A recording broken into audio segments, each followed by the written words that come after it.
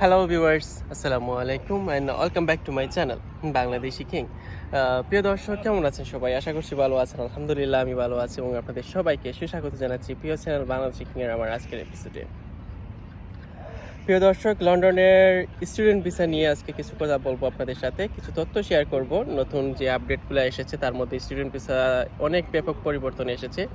So এগুলো নিয়ে কথা বলবো আপনাদের সাথে। ফুল ভিডিও অবশ্যই কন্টিনিউ করবেন প্রিয় চ্যানেল বাংলাদেশি কিংয়ের সাথে। আর ফার্স্ট টাইম ভিজিট করে থাকলে অবশ্যই চ্যানেলটাকে সাবস্ক্রাইব করে রাখতে কিন্তু ভুলবেন না।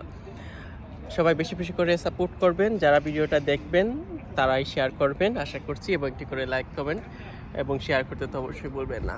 আজকে ইংল্যান্ডে অনেক বেশি সানি ওয়েদার, খুব বেশি গরম মনে হচ্ছে, বাট ঠিক আছে, একটু গরম ভালো। সো প্রিয় দর্শক, স্টুডেন্ট ভিসা নিয়ে বলি। লাস্ট ইউকেতে কিন্তু স্টুডেন্ট ভিসা কিন্তু সবসময়ই ওপেন থাকে, তবে লাস্ট 3-4 বছর পরে স্টুডেন্ট ভিসায় অনেক মানুষ এখানে এসেছে, এবং এখানে আসার পর এখানেও অন্য সুযোগ ছিল। যেমন স্টুডেন্ট ভিসায় এসে আপনি স্টুডেন্ট স্টাডিটা কন্টিনিউ না করে আপনি চাইলে ভিসা সুইচ করতে পারছেন, যে কোনো ধরনের skill worker visa, work permit, যে কোনো ধরনের ভিসায় আপনি সুইচ করতে পারছেন।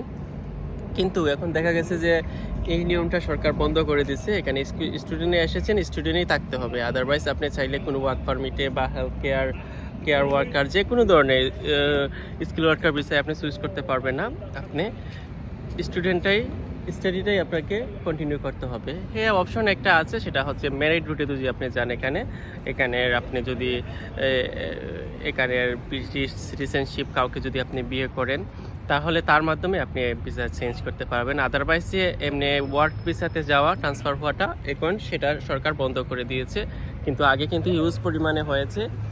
অনেকে জাস্ট 1 বছরের ভার্সিটি ফি দিয়ে বা 6 মাসের ভার্সিটি ফি দিয়ে জাস্ট এয়ারপোর্টটা পার হতো, এখানে এসে 2-3 মাস পরে ভিসা সুইচ করে ফেলতো, ওয়ার্ক ভিসায় চলে যেত। সো এখন এই নিয়মটা নেই।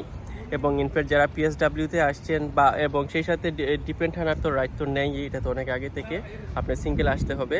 আর পিএসডাব্লিউতে আসলেও কিন্তু ডিপেন্ড আনা যায়, তবে সেখানে কিন্তু অনেক রিস্ট্রিকশন আছে, অনেক নিয়ম খারাপ আছে। সো আশা করছি আপনারা সব কিছু জেনে বুঝে যখন আসতে চাইবেন তখন আসবেন।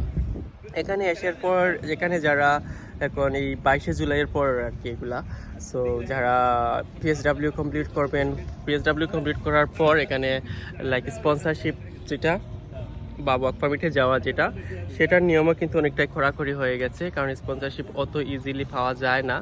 আর স্পন্সরশিপের ক্ষেত্রে অনেক শর্ত আছে। সো দেখা যাক এটাও কিন্তু যদি অ্যালাউড আছে কি না স্পন্সরশিপে সুইচ করা, মানে 2 বছরের আবারও পারমিট যেটা সেটাতে লাগানো, কারণ এটা এখন পর্যন্ত নির্দিষ্ট তথ্য পাওয়া যায়নি, মানে সঠিক তথ্যটা পাওয়া যায়নি।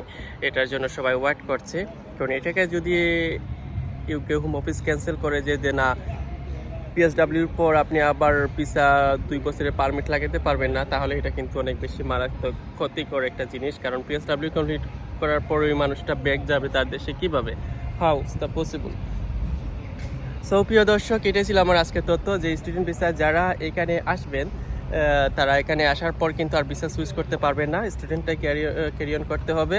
আদারওয়াইজ আপনি কোনো মেরিট রুটে যেতে পারেন, এবং স্টুডেন্টটা ক্যারিয়ার করাটাই কিন্তু বেটার আমার কাছে মনে হয়, আমি সেটা মনে করি। সো ঠিক আছে, কথা পারবো না। প্রিয় চ্যানেল বাংলাদেশি কিংয়ের আজকের ভিডিওটা কেমন লাগলো, লাইক কমেন্ট শেয়ার করতে ভুলবেন না, আর কমেন্ট বক্সে অবশ্যই জানাবেন। আর আপনাদের সাথে পরবর্তী এপিসোডে দেখা হবে। সে পর্যন্ত ভালো থাকুন, সুন্দর থাকুন, সুস্থ থাকুন। আল্লাহ হাফিজ, বাই বাই।